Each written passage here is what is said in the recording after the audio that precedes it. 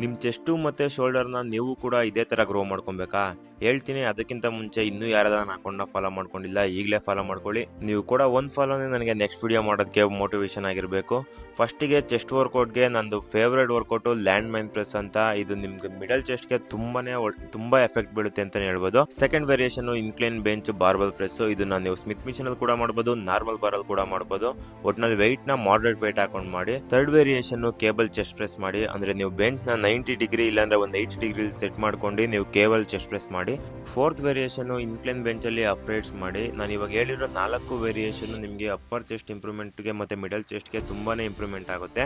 Next ನೀವು ಇನ್ನೊಂದು main point, ನೀವೇನಾರು workout ಸ್ಪ್ಲಿಟ್ನ follow ಮಾಡ್ತಾ ಇದ್ದೀರಾ ಅಂದರೆ ಅಟ್ಲೀಸ್ಟ್ ಅದನ್ನು 3 to 4 ವೀಕ್ಸ್ವರೆಗೂ ಕಂಪ್ಲೀಟ್ ಮಾಡಿ.